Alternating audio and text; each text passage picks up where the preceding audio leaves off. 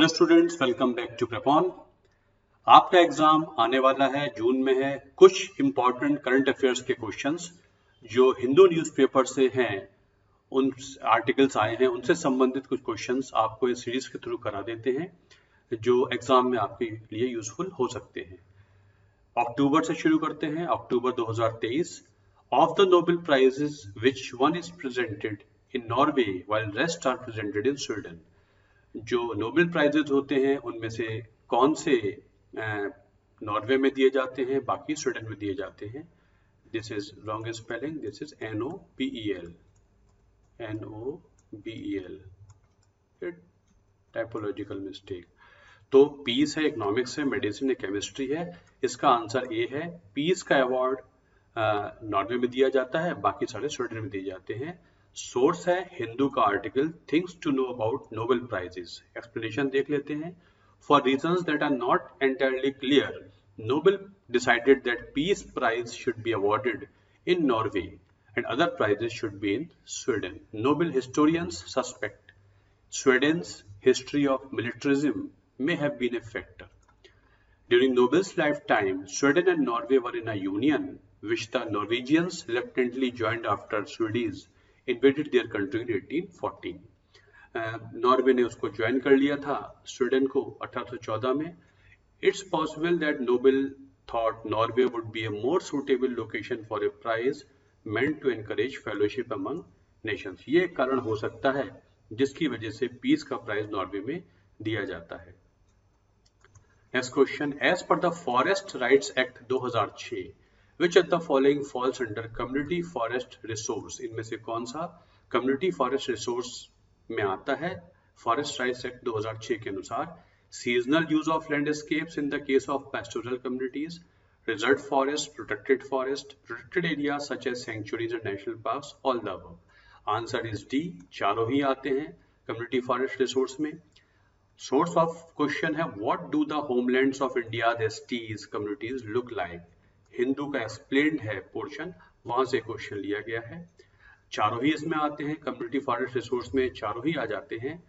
Answer देखते हैं. FRA requires them to demarcate CFR, which is the customary common forest land within the traditional customary boundaries of the village, और seasonal use of landscape in case of pastoral communities. जो pastoral communities होती हैं वो जो समय समय पर इस्तेमाल करती है जमीन, वो भी आ जाती है, including reserve forest, protected areas such as sanctuaries और national parks to which community है ट्रेडिशनल एक्सेस. तो चारों ही CFR में आ जाते हैं.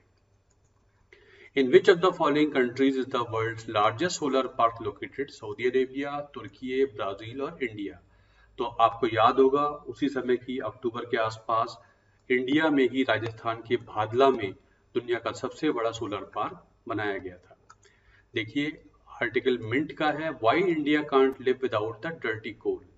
About 100 kilometre from Pokhran in Rajasthan, the famous site for nuclear test, a small village called Bhadla has registered a prominent place in the world map.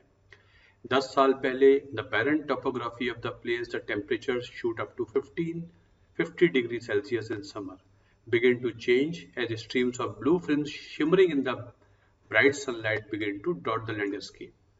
लगभग solar panels 7.5 kilometre stretch करते हैं, spanning over 14,000 acre and built with investment of 10,000 crore.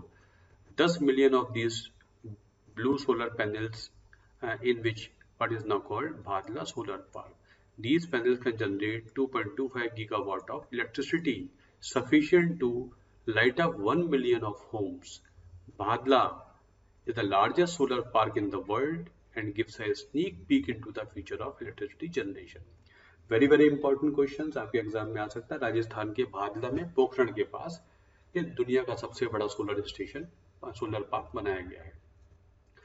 Parliamentary proceedings पे question है. आपको याद होगा उन दिनों पार्लियामेंट्री प्रोसीडिंग्स पे जब मानसून सेशन में प्रॉब्लम्स चल रही थी बहुत ज्यादा, उससे संबंधित ये क्वेश्चन बना है. The parliamentary proceedings come under copyright restrictions. Any part of parliamentary debate can be restricted from public access by specific order of the chair. Parliamentary जो प्रोसीडिंग्स होती हैं वो कॉपीराइट रिस्ट्रिक्शंस में आती हैं. लेकिन कोई भी पार्लियामेंट्री डिबेट है उसमें पब्लिक एक्सेस नहीं हो सकती है अगर लोकसभा के स्पीकर या राज्यसभा के चेयरमैन ऐसा चाहे। तो इनमें से कौन सा करेक्ट है? इनमें सेकंड करेक्ट है, पहला करेक्ट नहीं है। क्यों पहला करेक्ट नहीं है? आंसर देखते हैं।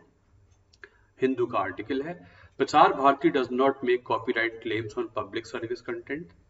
प्रसार भारती के ऑफिशियल्स कहते हैं parliamentary proceedings are national assets of historical value, they are not a commercial product that can be used for profiteering under the garb of copyright. Important, very very important question for your exam. In fact, any attempt to limit the access to parliamentary proceedings amounts to censorship, as an infringement of the rights of citizens to be informed of the happenings in the parliament. तो ये copyright में नहीं आते हैं. People should have access to this particular thing. हाँ, अगर speaker या chairman ने इस पे रोक लगा दी है तो फिर ये पब्लिक एक्सेस में नहीं जा सकते. Very very good and very important question. Consider the following statements about the development of mRNA vaccines for which the Nobel Prize has been announced recently. Again, wrong spelling. mRNA vaccines only introduce a piece of genetic material that corresponds to a viral protein found on the membrane of the virus and is called a spike protein.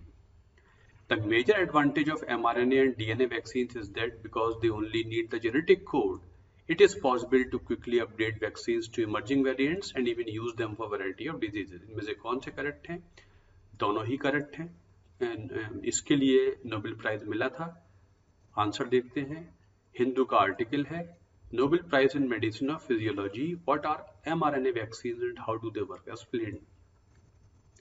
mRNA stands for messenger RNA, is a form of nucleic acid which carries genetic information. Like other vaccines, mRNA vaccine also attempts to activate the immune system to produce antibodies to counter any kind of infection. However, most vaccines use weakened or dead bacteria or viruses to evoke a response from the immune system. mRNA vaccines only introduce a piece of genetic material that corresponds to a viral protein. जो other vaccines होती हैं वहाँ वो dead bacteria virus से बनाते हैं, यहाँ पर वो जेनेटिक मटेरियल से ये काम करते हैं. Major advantage of mRNA and DNA vaccines is that because they only need the genetic code, it is possible to quickly update vaccines to emerging variants and even use them for a variety of diseases. Genetic code पर based होती हैं तो नया version बनाने में time नहीं लगता.